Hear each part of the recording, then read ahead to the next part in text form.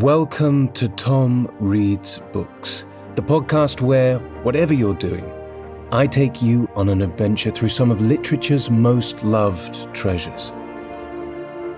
If you do enjoy the podcast, make sure to subscribe so that you never miss an episode, and also check out the Patreon at patreon.com/TomReadsBooks, where I release 2 exclusive episodes every week of a completely different book, full audiobook versions of all books read, and you can help choose future books for me to read.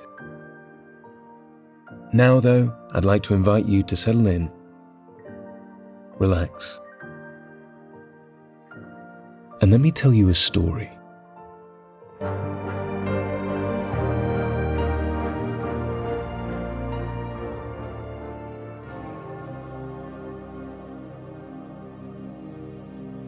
Wuthering Heights by Emily Brontë.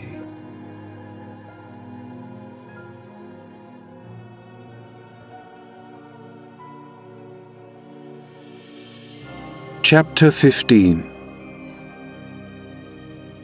The evening after the funeral, my young lady and I were seated in the library, now musing scornfully, one of us despairingly on our loss, now venturing conjectures as to the gloomy future. We had just agreed the best destiny which could await Catherine would be a permission to continue resident at the Grange, at least during Linton's life, he being allowed to join her there, and I to remain as housekeeper.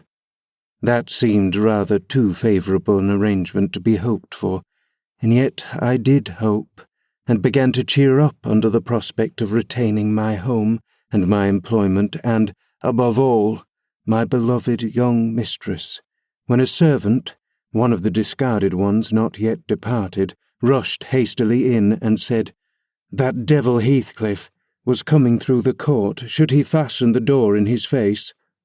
If we had been mad enough to order that proceeding, we had not time. He made no ceremony of knocking or announcing his name. He was master, and availed himself of the master's privilege to walk straight in without saying a word. The sound of our informant's voice directed him to the library.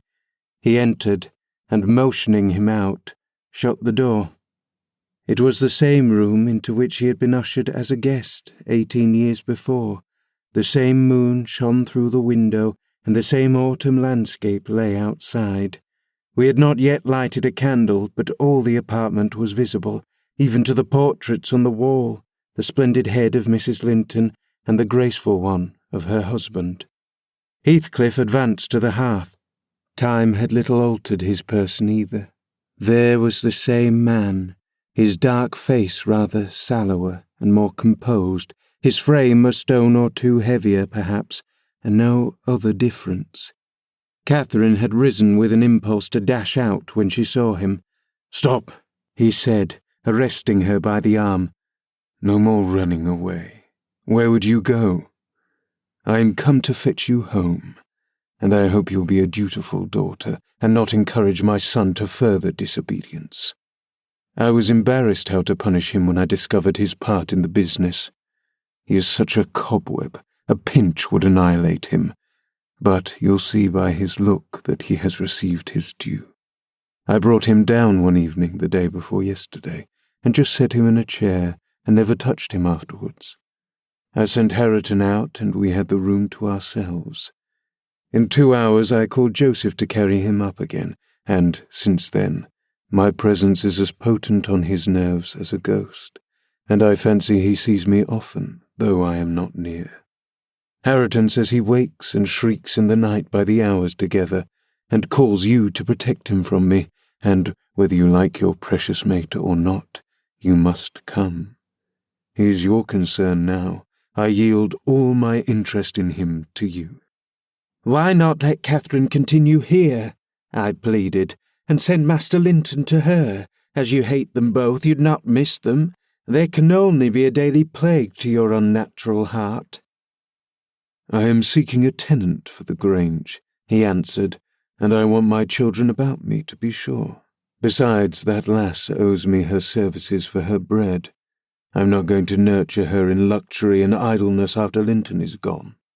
Make haste and get ready now. Don't oblige me to compel you." "I shall," said Catherine.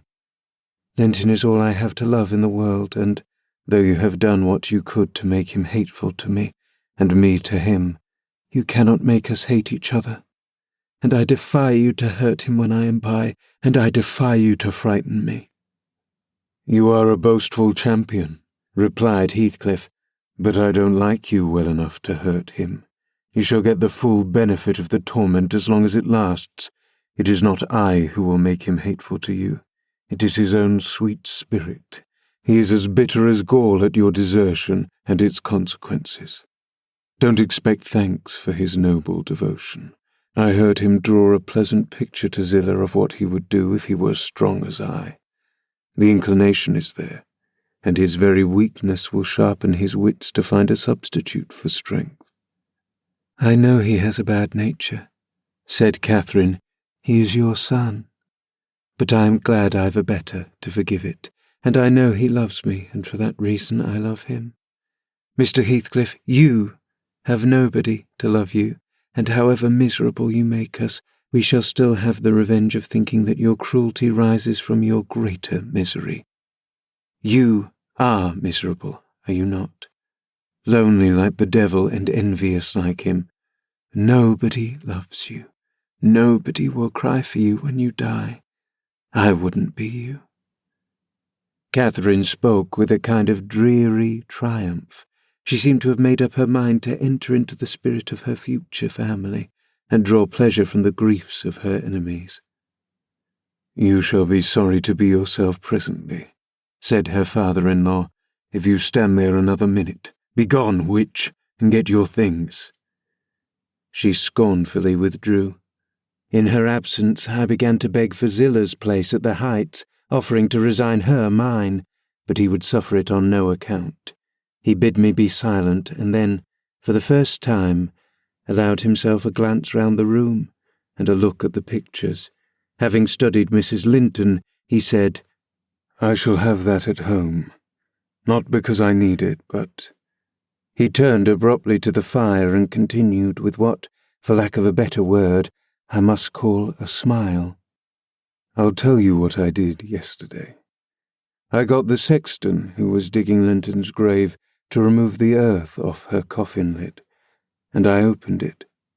I thought once I would have stayed there when I saw her face again. It is hers yet. He had hard work to stir me, but he said it would change if the air blew on it, and so I struck one side of the coffin loose and covered it up. Not Linton's side, damn him. I wish he'd be soldered in lead, and I bribed the sexton to pull it away.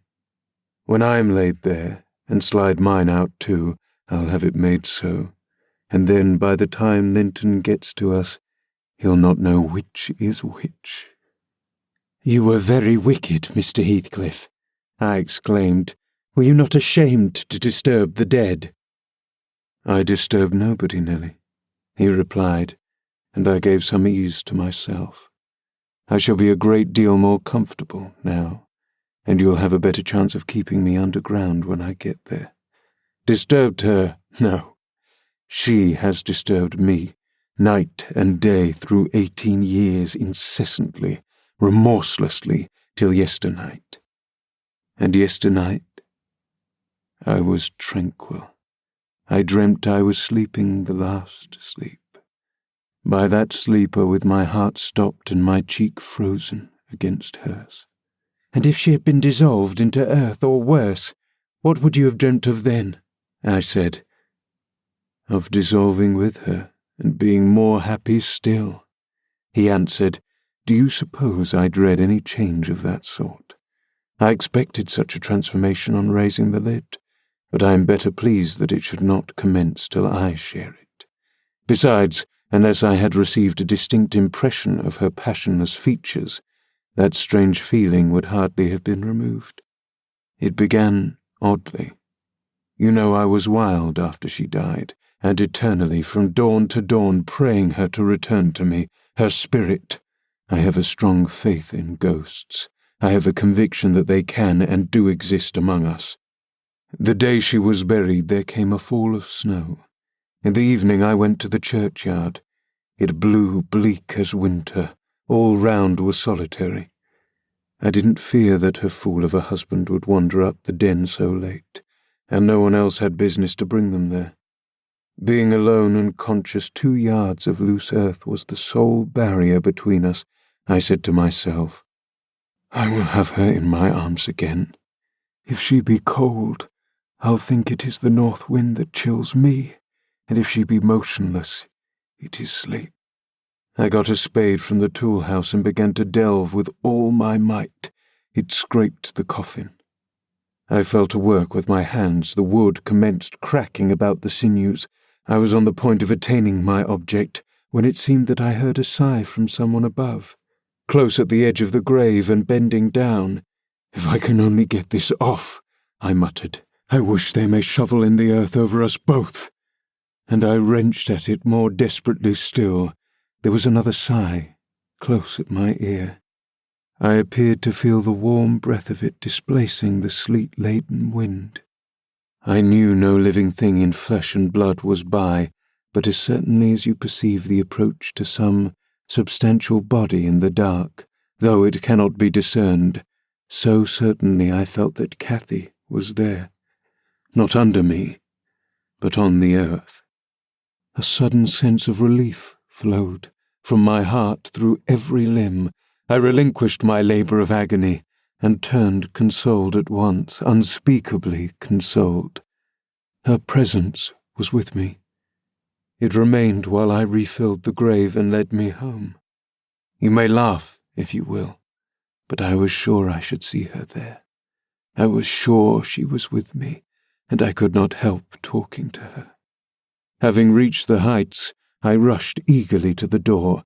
It was fastened, and I remember that accursed Earnshaw and my wife opposed my entrance. I remember stopping to kick the breath out of him, and then hurrying upstairs to my room and hers. I looked round impatiently.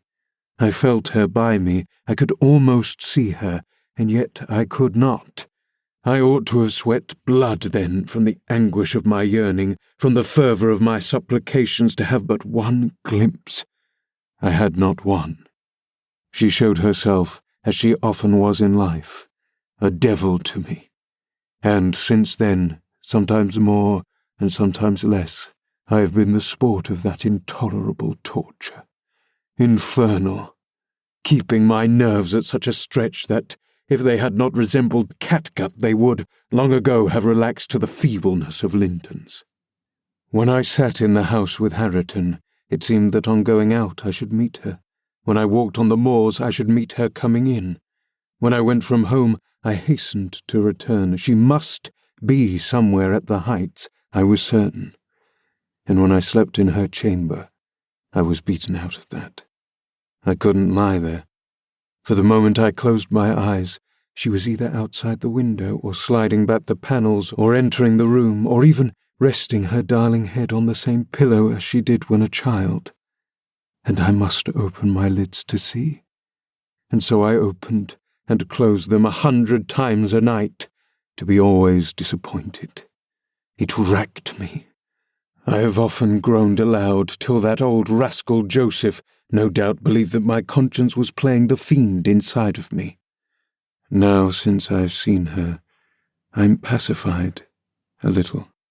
It was a strange way of killing, not by inches, but by fractions of hairbreadths, to beguile me with the spectre of a hope through 18 years.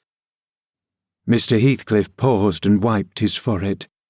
His hair clung to it, wet with perspiration. His eyes were fixed on the red embers of the fire, the brows not contracted but raised next the temples, diminishing the grim aspect of his countenance, but imparting a peculiar look of trouble and a painful appearance of mental tension towards one absorbing subject.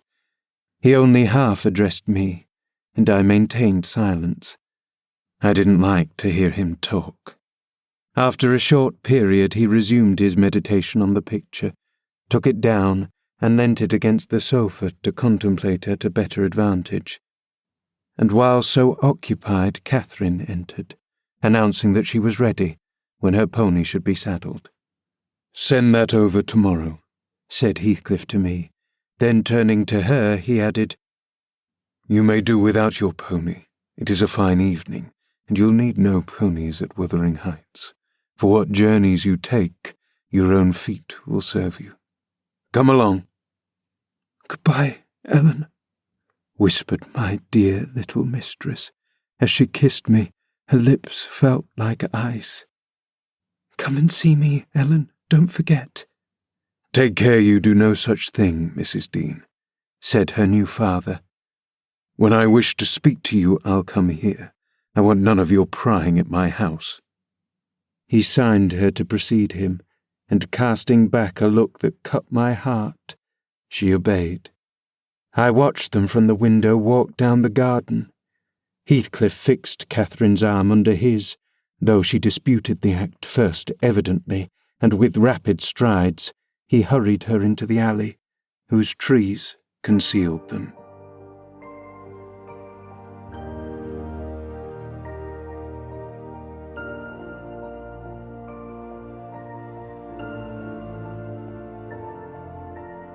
I hope you've enjoyed this episode of the Tom Reads Books podcast.